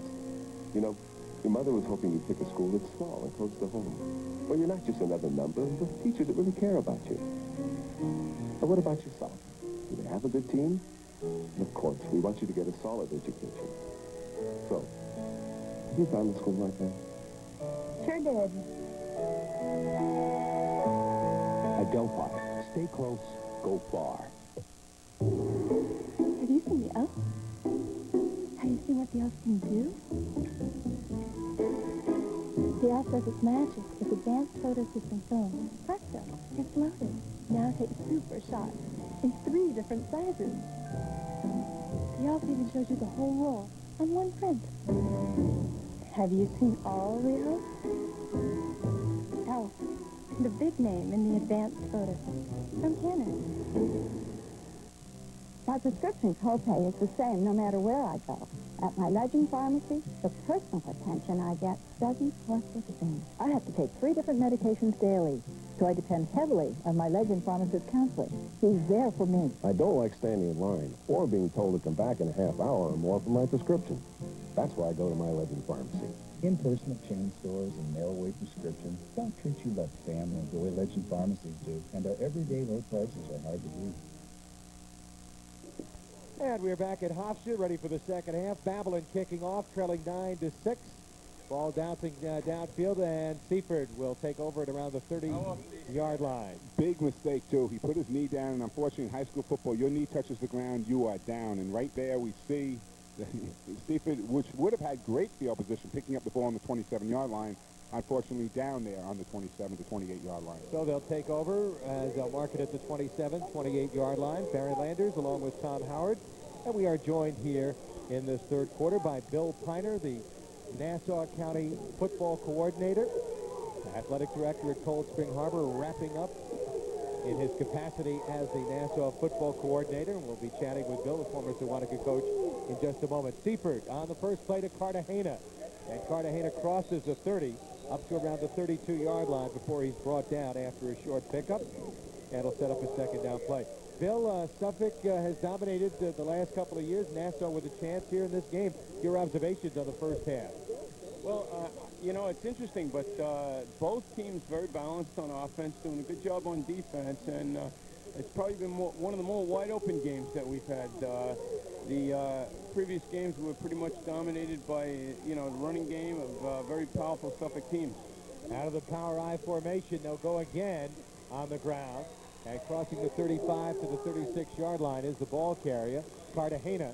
And Estate Cartagena stopped by Matt O'Neill. Cartagena in the first half carried the football 5 times for 15 yards. Seaford's only touchdown came on a touchdown pass for Margiasa to Farrell. And so far, Charlie Margiasa, the quarterback, Bill, has had a great game in the air. They really have, as he said, opened the game up. Both teams able to pass the ball pretty well, but Margiasa, who only moved in the middle of the season to that quarterback position from fullback when Marco Kostovic got injured, has been able to pass the ball very well. It's really incredible, and the amazing thing is he makes very good decisions when he's throwing the ball. A lot of people just think he stepped back there and just chuck it, but he makes some very good decisions. Very good point. On 3rd and 2, Marco Kostovic picks up the first down. You got to be impressed by the job this young man broke his thumb in the 6th game, was the starting quarterback, and a great quarterback last year. All county in Nassau County, threw for something like 16 touchdowns, and he's jumped in at fullback and been incredible. Yeah, and the spirit of the young man, just coming back the next day after he broke his thumb and say, Coach, I'll play anywhere. I'll play offensive line, defensive line, linebacker, you name it. When you see the size of that cast he has on the arm, he can play anywhere with that thing. Cartagena wrapped up and driven down as he got across the 40 to the 42-yard line by Justin Witter and Drew Peters.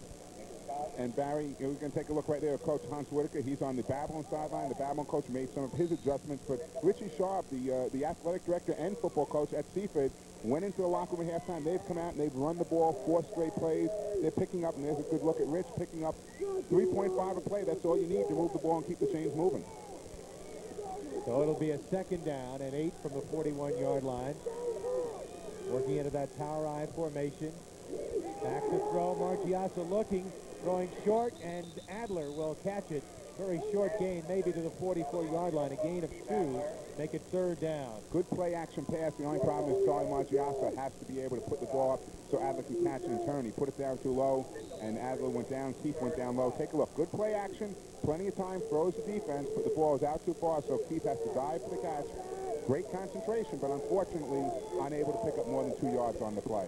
5 different receivers have caught passes so far tonight. Big 3rd down play. What do you look for, Bill Piney, here? You know this Seaford club well. Cold Spring Harbor played him twice this year. Well, they've had a little luck splitting them out and either throwing the one cut or throwing it out in the flat, but it appears as if they've made a few adjustments, and they want to run the ball if they possibly can. Well, they ran over big Matt Padula, number 50. He's the left tackle early in the game and did very well. They got away from that. Then they just came back now, and you saw that was right off of the left side. Marco Kostovic and Este Cartagena, they're 2 good running backs, running off of Sean Carpenter and Matt Padula, the left guard and left tackle. Impressive numbers for Kostovic, the 2-time All-County player, lacrosse and wrestler. 1st and 10 at midfield. They'll stay on the ground again. Cartagena tripped up as he got short yardage and tripped up by number 24, Marco O'Neill. Pickup of 4. It'll set up 2nd and 6. And Barry, Bill had talked earlier about the Suffolk County team. If you have an injury and a player down for Babylon right now, Bill had talked about the Suffolk County teams using the running game and driving the ball down your throat. It looks like Seaford's taking a page out of that right now because that will eat up the clock, keep it out of Babylon's hands, and be able to drive down. And we'll get a look at who this... I think it's Matt Natuzzi, number 61, Tom, who's down on the field. He is a 200-pound junior, the biggest. Well, he's their biggest lineman. He plays right guard on offense. He also plays a down lineman for him. And so Babylon taking over deep in their own territory, moving up after the kickoff, following the field goal. 1st and 10 at the 32-yard line. Drew Peters lines up wide to the bottom of your screen, just out of the picture. And this time they go inside, and Marcel O'Neill is stopped after a short game. The transfer from North Babylon picks up 2. Andy Monaco and Mike Ragona. Okay, we're going to go back to the last play right now, Barry. And take a look at Justin Winter's run. Watch how he protects the ball. He's coming with the ball, okay? He protects it in his right. He shifts back to his left, covers up that ball, puts his shoulders down when he's about to get hit, covers the ball, and drives actually backwards, not forwards on that, but does a good job of covering the ball. A real excellent option quarterback, Tom, and also great in the classroom. He's a great kid. He's one of our lifeguards. We've got a couple there. Rob Keneally and Justin Winter both working with me during the summer. Town of Babylon lifeguards. 99 average in Babylon. Winter lobbing it. O'Neill's got it to the 20. Gets a block and out of bounds as he's knocked out of bounds by Shane Sherline inside the 15 and around the 13-yard line. Well, he was trying to set up Drew Peters' block, but Drew stopped, and Marcel couldn't wait any longer, so he cut past him and did get tackled. But Drew has to keep on moving. If you move, the good backs are going to set up the blocks for the blockers. 16-yard pass play from Justin Winter to Marcel O'Neill. O'Neill had caught 11 passes for 167 yards and 2 nice ones so far today, and they're moving the ball very well through the air. 2 catches today for 32 yards, so now 13 on the year. 1st and 10 at the 13. Keneally driving hard. Great leg drive by Keneally as he got to the 10.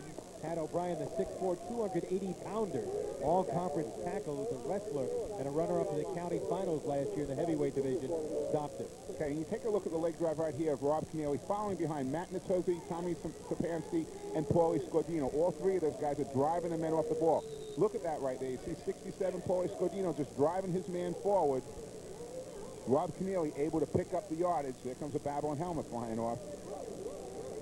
Winter going into the sideline after every play. So yeah, he's going to be a marathon runner by the end of the and of course the end of the game. Plays 2 ways. Babylon on the move. This could be the final play of the quarter. 9 seconds left. 2nd and 7 from the 10. Offside, and they draw him. Good job by Justin Winter to draw them off. They're going to get an easy 5 yards on this one. As you said, Barry, 5 seconds left. Looked to me like Seaford was offside. There you go. There's the call. That'll make it 2nd and 2 at the 5 as they'll walk it off right here. Referee Mike Healy's crew. And there's Winter. According to the coach, they had a good quarterback last year, Danny Royal, who's a lacrosse player here at Hofstra, redshirting But Justin Winter's been one of the best quarterbacks they've had at Babylon. Absolutely. Hans told me earlier in the week that, you know, he has been the best we've ever had because he's able to do so much. He's so versatile. He can run the option. He can pass the football, and he's a very smart kid. Time runs out. First quarter is over. Babylon on the drive, but Seaford with the lead. You're watching Cablevision's LISN on MSG's Metro Sports. There, having some fun, and why not? It's been a great night and a great run for their team. Babylon's team coming in 8-2. They've won 6 in a row. They were 2-2 at one point. We've been joined by another great Suffolk coach. We'll chat with him in a moment. Tony Cerullo, the former head coach at John Glenn and athletic director currently. 2nd and 2 from the 5. They'll stay on the ground. O'Neal still fighting, and he is to the end zone. Touchdown. Great job by O'Neal to keep his head up. And actually, the hole opened to the inside, and he missed the initial hole, but did a good enough job to keep running and get the ball into the end zone as Babylon Panthers take the lead 6-3. So O'Neal crosses the goal line for the 17th time with a rushing touchdown. Against Mount Sinai last week, he had 12 carries for 85 yards and caught a touchdown pass. Babylon takes the lead on the first play of the second quarter, and Drew Peter will be in to do the extra point attempt. Out of the hold of Winter, the kick is up, and the kick is good. Boy, that just snuck through. No, it's no good. No good. I beg your pardon. I was going to say, if that was good, it just snuck through because it looked wide right to me. And we've been joined by Tony Cerullo in the booth. And, Tony, your observations on this first quarter and one play into the second. Well, first of all, I'm really happy for this whole championship setup. This is outstanding. I'm almost jealous. During our years in the 70s and the 80s, this would have been Super 2 for our kids.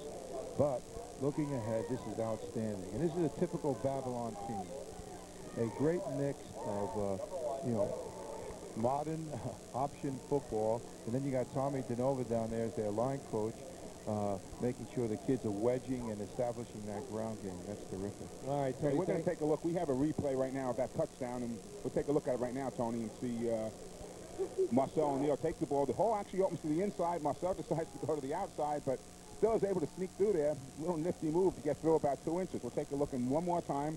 Different angle here. Marcel takes the ball. Little cat-like moves there when he's looking, moving those legs. Good feet, gets through, and the ball right on the line. Great second effort there, Tom. Excellent job. How about the balance, Tom? Good balance. He has the whole package because he has good feet, and we saw the hands on him. He caught 2 receptions during that first quarter. And he's the first truthful tailback they've had at Babylon in many years. They didn't make him. See, he came from North Babylon, so Terry Manning must have developed in someplace along the line. Tony, you had some great players at Glenn, and of course a great record of coaching, something like 81-23-3. You won 60 games more than you lost over the years. How about those years you had at Glenn? Any particular memory, any 1 or 2 years? No, you really can't pick an individual or individual team out. You don't want to do that. It was a great era. We had great talent, and we had outstanding staff. So I really don't have a favorite team. All right, they kick it upfield away from the dangerous Farrell. They'll return it to the 41-yard line, and that was Richie Frank on the return, number 22. And let's check in with Carl Reuter on the sideline. You know, Barry, won't get lost in the shuffle what Hans Wiedeke has done with his Babylon program. Remember, defending Long Island Class 4 champions. How about the job that he has really done this year? Remember, he wins it last year. This year, 18 of his 22 kids all new, and he's back here in the game trying to defend that title, and that's not an easy task. So I'll tell you one thing, coaching does pay off because he has done an outstanding job with this club. No question about it. Beautifully thrown ball. And Derek Erker, number 84 on the receiving end of that pass. Drew Peters was back defending on the play. And Barry, as you said, beautifully thrown ball. He split the defenders perfectly, was able to catch the ball, threaded the needle with the pass, pick up of a first down on the play. Good job by the Seaford offensive coordinator calling that play on first down. Erker, a 6'3", 160-pounder. Not one of the regular starters, but coming up with a nice catch there. They'll stay on the ground. Cartagena, not much there. Got maybe to the 35-yard line. Stopped by O'Neal. Matt O'Neal setting up a second down play. 2nd and 7, 3-yard gain. They're going to mark it at the 36. Charles Margiasa is the quarterback. as he runs the option very well, along with his opposite number, Justin Winter. As Seaford comes to the line of scrimmage, trailing 7-3. Again, 4 wide receivers, single setback. And Martiasa to throw, looking. Throwing far side. He's got a man there, drops the football. You think the big cast on the right thumb there had anything to do with that? It was right in his hands. He's looking back. He's right at the first down marker. And unfortunately, Marko Kostovic drops the ball that's right out there in his hands. 10 plays, 66 yards, a little over 4 minutes and 28 seconds to be exact. And O'Neal on the 5-yard touchdown run, putting Babylon in front. You had said, Tony Cerullo, that it's great to see this Long Island Championship. It's Suffolk has dominated. You've got to feel pretty good about that the last couple of years. Oh, we're very proud of that. And also, it puts additional pressure on the Babylon staff. Adler and Kostovic wide to the right. Margioso looking left, looking down the left sideline, and it's tipped away. The intended receiver was Shoreline, and the ball tipped away at the last moment by Randy Griffin. Good defensive job by Randy Griffiths. And again, Shoreline was covered pretty well down the field. One-on-one defensive coverage back there. The safety, Justin Winter, able to break on the ball also. They had 2 people in the area, Babylon did. Take a look one more time as you see Charles Martiaso step back. Plenty of time, no pressure on him. A little wobbly ball there, but very, very good job by Randy Griffin to knock the ball down. All right, 4th down, and they're going to go for it here, Tom, with long yardage, 4th and 7 at the 36. Well, Tom Howard doesn't. He punts the ball anytime you're outside the 20, but Richie Schaub. I would think you would go for it now. It's not that bad. You're only going to pick up 15 yards. Richie Schaub gambling a little bit here. Protection for Margiasa. Got a man wide open down there. This time he hangs onto the football. It's a 1st down. Really breaks down Tony in coverage on that, and there was no one near him at all. Now, that guy's coming out of the backfield. I just don't understand where the coverage was on that play. It was a total breakdown. The whole third half of the third of the field was wide open. Yep. Right, exactly. You take a look. We're going to look one more time. You're going to watch. Let's take a peek. Margiaso come back. Marko Kostovic down the sideline. Nice catches catch. with and again, remember, he dropped the ball right on the first down marker before with that hand and thumb. This time he comes down over the shoulder catch, going away, keeps the feet in bounds. Great catches, right. All right, Cartagena blasts his way to the 10, driven back by Justin Winter. Strong run of about 6.5 yards by Este Cartagena, the senior flasher. He can break tackles, and a real strong run by Cartagena there, Tom. Absolutely. He's a very good one. And again, this is a game, Barry. We finally have one that we can call a game right now. Well, the first game was the first game was very good, but it just seemed like Longwood was the dominant team. Even though it was extra points that changed the game, it seems like Longwood was the dominant team. This one, there's no dominant team right now. 4 wide receivers. Cartagena slips a tackle. Cartagena dragged down shy of the first down as he got maybe to the 7th. Matt O'Neal, number 54, who's quick off the ball, a defensive end at 6'1", 190. An aggressive kid made the stop shy of the first down, setting up third and about 2. And this is what Babylon does so well. You put their backs to the wall. They have a very fast, aggressive defense. They flow to the ball very well. And I know that was one of Tony Cerullo's great things at Glenn. Your defenses were always very strong. Yeah, Tom, we thought we were an offensive-minded coaching staff, but our defensive stats were better than our offensive stats. Margioso for Farrell, touchdown! And they beat him just on man coverage out there. Drew Peters was going man-to-man with Farrell. Farrell just cut in front of him, and Sean makes the catch for the touchdown, brings the ball in. Excellent job of delivering the ball on the money by Charles Margioso. Well, the honorable mention all-county wide receiver coming up with the 3rd touchdown reception of the year. And take a look right here at the replay. You're going to see Margioso drop back, 3-step drop, delivers the ball on the money. Number 88, James Williams, tries to get his big hands up there and knock the ball down, but good job by Pat O'Brien to keep him low. Condren had some trouble. The snap was not handled by the placement. And I see Tony Cerullo up here with his Section 11 hat on, giving a little high sign like, yeah, good, because he knows that you can't miss extra points in championship games. They come back to haunt you. And now it's a 9-6 game, and a field goal can tie it back up. I believe it was Cartagena could not handle the snap. Maybe perhaps get another chance to see it. You see Richie Schaub over there saying, good job. And we're going to take a replay right here. First for the touchdown, and then we'll get back to that extra point. 3-step drop by Charles Margioso. Delivers the ball, just orders the quick slant pattern. 2 steps, cut across. You're in front of the man. Man coverage out there. Drew Peters is beat. Let's take a look at the snap right now. It just dropped by the holder. That ball was right over the tee. No, it was Margioso, who was not Cartagena. Let's be correct. Yeah, Margioso is the holder. And you see right there, and Richie Schaub, when he came to the bench, Richie Schaub a second ago just gave him a pat and said, okay, don't worry, we're going to get it back. You're my quarterback. You have to be the leader on the field today. One of the things that Coach likes about Charles as a quarterback is he doesn't force things. He makes good decisions. Anytime you can have a kid take over, 7th game into the season as your quarterback, he was your running back, and he plays that strong a game. That's one of the reasons why they're here in the playoffs, Tom. Absolutely. Charlie Margiasa. And Tony, I guess you know as a coach, when you start getting down on a kid, he just drove the team down the field. He made a great touchdown pass. If you get down on an extra point and start yelling at him, you're gonna throw off the psyche for the rest of the game. No question about it. There's no money in negativity. If you have nothing good to say to the kids during a ball game, say nothing at all. And go in the locker room and kick the locker yourself, but stay away from kids. Mondays and Tuesdays are geared up for that. Bouncing around off the Babylon player, it's loose. Keneally bobbled it, and a teammate will fall on it at the 23-yard line. So the sure-handed Rob Keneally couldn't handle the kick, but they do fall on it, and they'll take over first and 10 as Drew Peters recovered the fumble. Let's go to Carl Reuter.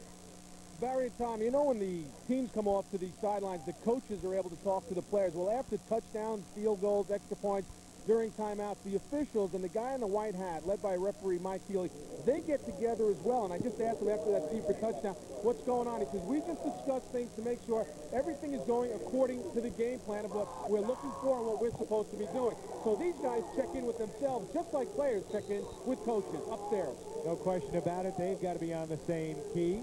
And Justin Winter taking over, first and 10 at the 23-yard line. Back to Griffin. Griffin to the 29, dives across the 30.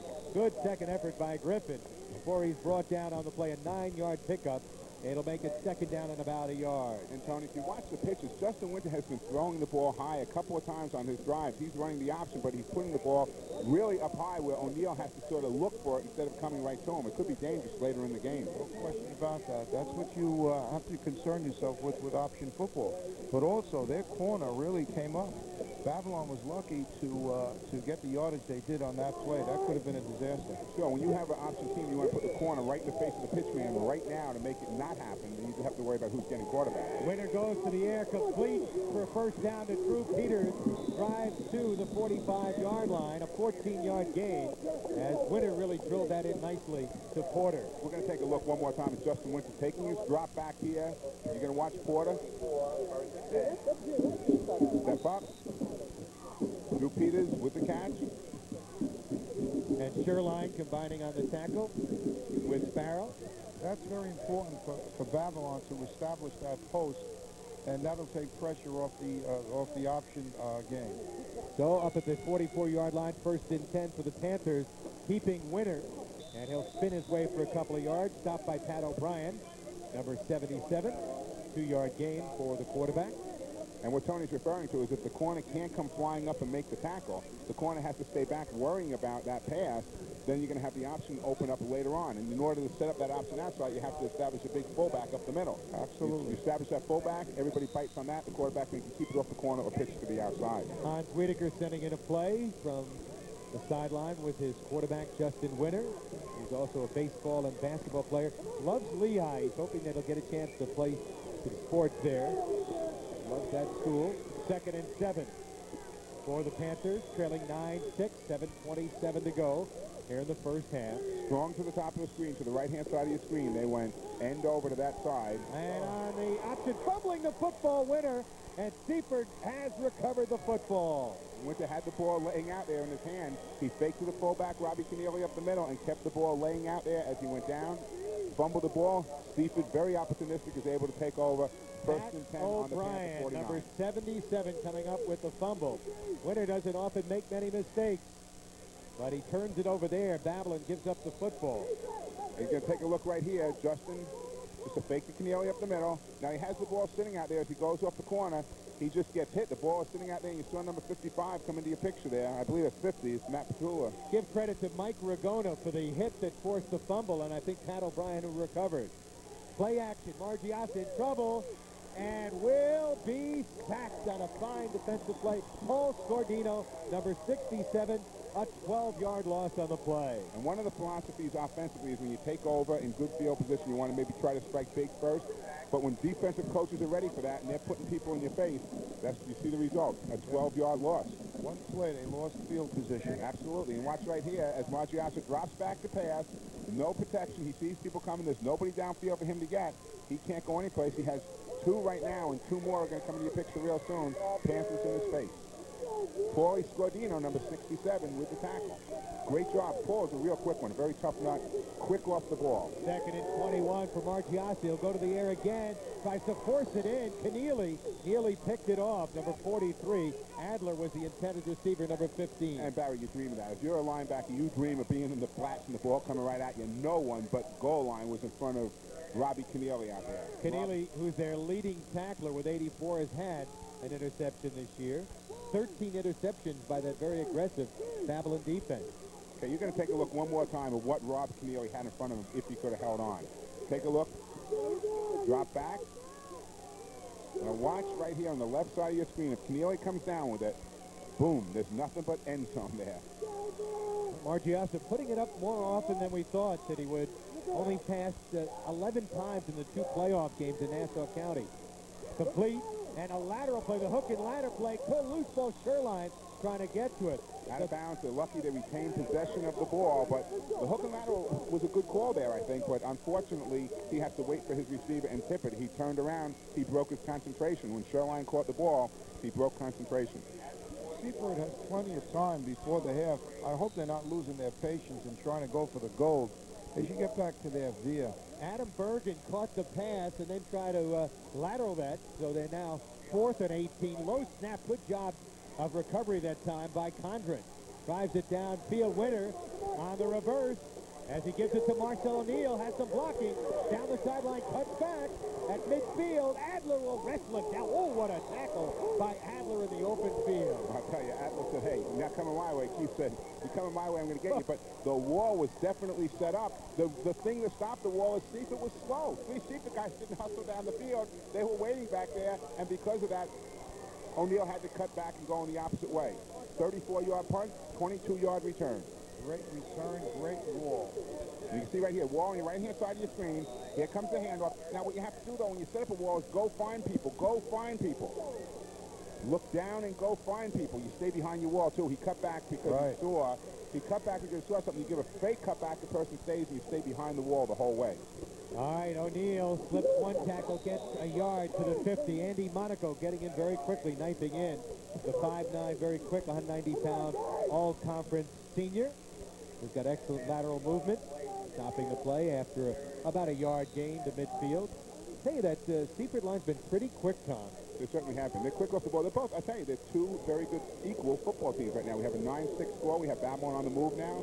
Maybe they get down and score a touchdown. Maybe they get down and kick a field goal to make it tie. See Winter's numbers, 3 for 3. Will he go to the air here on 2nd and long? He does go to the air to O'Neill, but they had that play snuffed out. Taken down on the far side on a super defensive play by Marko Kostovic. As we mentioned earlier when we highlighted him, has 6 interceptions. He's a fierce hitter, great two-way player. And you saw right there, Tony, when Marco came right up. I mean, excellent read by Marco. That could have been picked off, too. He was Boy, just catching the ball when he got hit, so that's right. He really came up on it.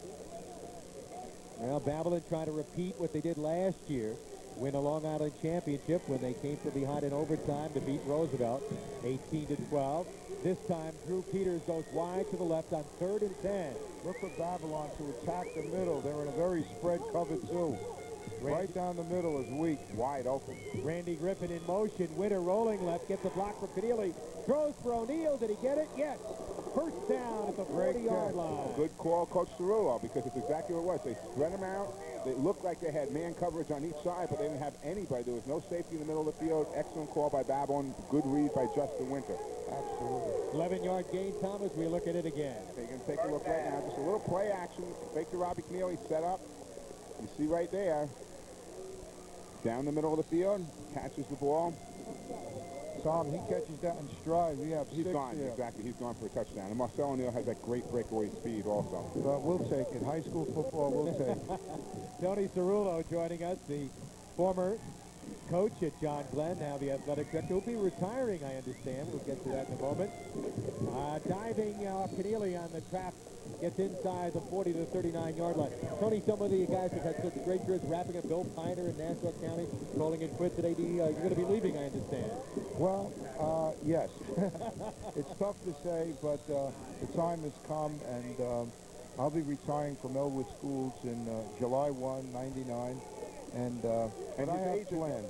his agent, Tom Howard's going to go to Brother Shane Burke at St. Anthony's and try to get him in there and get on the coaching staff and get him to teach religion up there. That would be great, Tom. That's just what I want to do. All right, on 2nd and 8, Drew Peters to the left, James Williams to the right, and a little bit of a mix-up, and taken down hard, but at least the 40-yard line. And he looked like he was going to pitch, and if he would have, I would have benched him for the rest of his life. Are you kidding me? He was getting ready to pitch the ball when he was getting smothered. But again, heads-up play by Justin Winter. He was smart enough to know he's looking and say, hey, coach, they were all over me. Good thing. You pat him on the back and say, good, you didn't pitch it. They were all over you. You have to take a loss sometimes. And that's a kind of broken play that could turn into a counter that could have went to the length of the field. There was no one there. Absolutely. Pat O'Brien on the tackle, gentleman. And what about Justin Winter coming over to the sideline? That's another 20, 30 yards, and he's got to run every play. That's got to tire him out. Yeah, but he's used to doing that. I mean, kids in high school, you can get away with that. The kids don't know. Say you run an extra half-mile a game. 3rd and 7, Winter in trouble and will be sacked. Back at around the 47-yard line by Keith Adler. What a game Adler is playing here. Yeah, but the play fakes are not holding Seaford at all that time. And after you do a play fake, the person you're faking to should be picking somebody up and blocking, and they're not doing that either. Off action is not good when everyone in the park knows you're going to pass. Exactly. Look here. Look for Babylon to sprint right and throw a screen to the left to number 22. That's wide open, and I think they'll probably be doing that soon, I hope. Well, if they don't do it, I think when you leave the booth at the end of this second quarter, you can go down and tell Coach Whitaker that you have something you picked up in the booth and you want to bring down to him. We'll have a timeout taken here with 2:29 to go. And, you know, Barry, we can talk because Terry Manning just won his second Long Island Championship. Terry was on your staff, and I know Terry lost third Long Island Championship. Andy Sluss is telling me right now.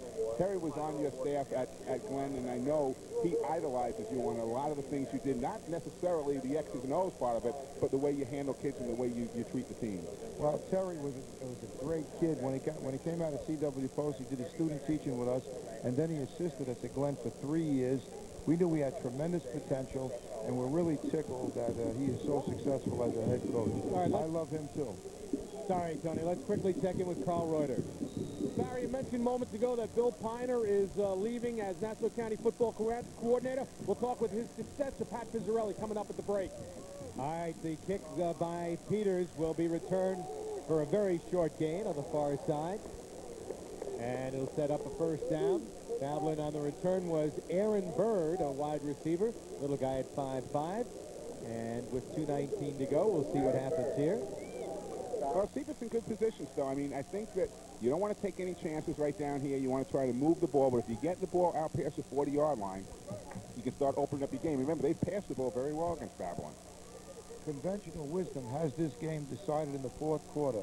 I think they're right. Let's see if Seaford will gamble here, leading by 3. They take over on their own 21-yard line. They'll stay on the ground.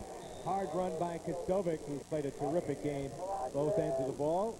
Quick burst up the middle to about the 30-yard line. They're going to mark his knee down to 29, a 7-yard gain. He needs to keep his head up, though. He keeps his head up, he gets another 5 or 6 yards on that play. He had the head down and actually drove into the ground because he didn't have good balance on that play. Seaford avenged their only loss this year to Cold Spring Harbor with a victory in the playoffs to get here. 17-12 was the final. Look at the good leg drive again by Kostovic as he bangs his way for a first down across the 35-yard line. Matt O'Neill on the stop. So the 200-pound senior.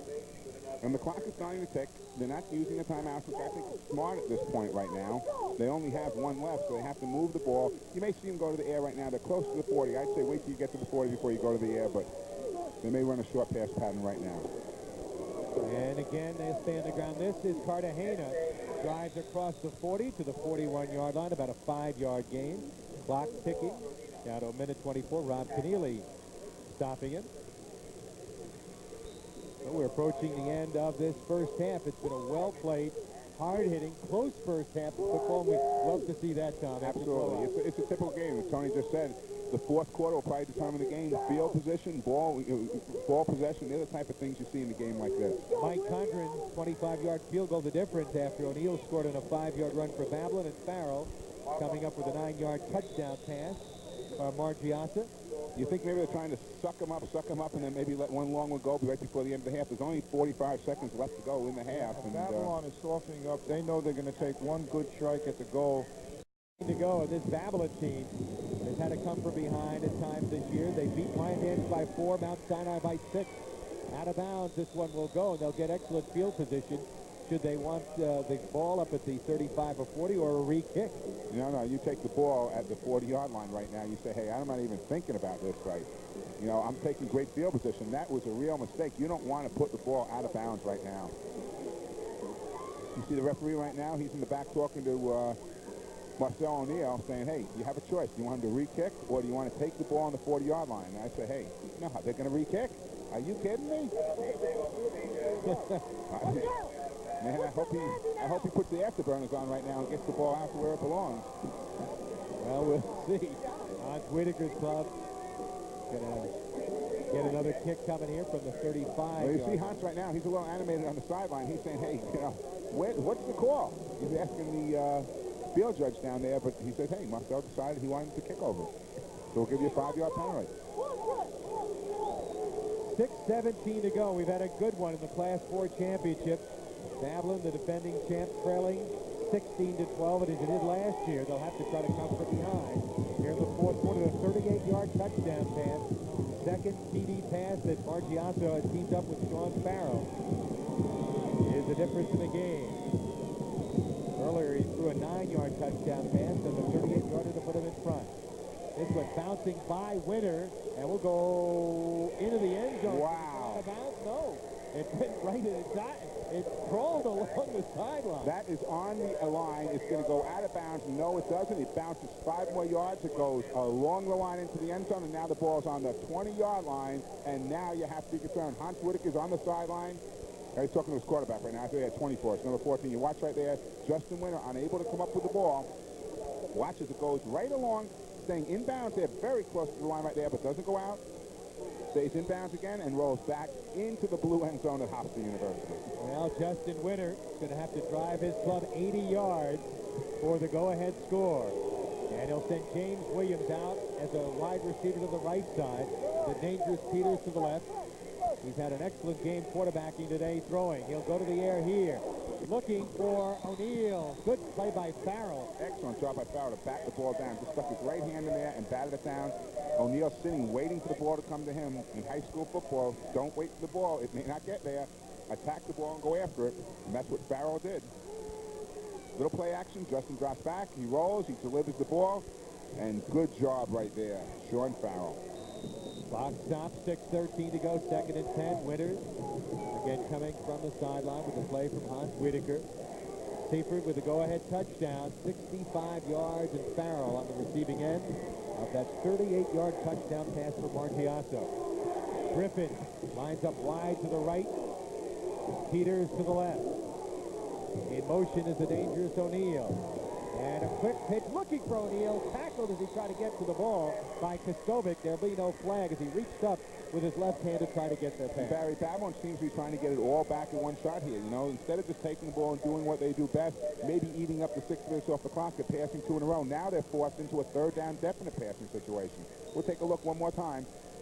2-step drop, just a little delivery to O'Neill, and it's almost right there. It's just a little overthrown. O'Neill goes off his fingertips, incomplete pass. We'll take a look from a different angle. O'Neill reaches out, unable, splitting defenders too. If he could have come down with it, he might have had some running room. So, another big 3rd down play this time. Porter and O'Neill line up wide to the right at the 5-year screen. Slot formation. And here's the reverse. O'Neill coming around, tripped up as he got to the 25-yard line. A fine defensive play right there by the defense. And you know something, Barry, on that time, the Babylon guards were pulling out to lead the play, but they never got downfield. They just stayed there. O'Neill had to run past him. You take a look at this one more time before the punt, or maybe we'll come to it after the punt, because you'll be able to see the guards not getting downfield. Babylon's about to punt the ball. Good field position possibly for Seaford. 5th punt for Peters. And back is Margiato, wrapped up, and he'll go nowhere as Babylon's number 84, Aaron Bird, will stop him at the 39-yard line. A 35-yard kick.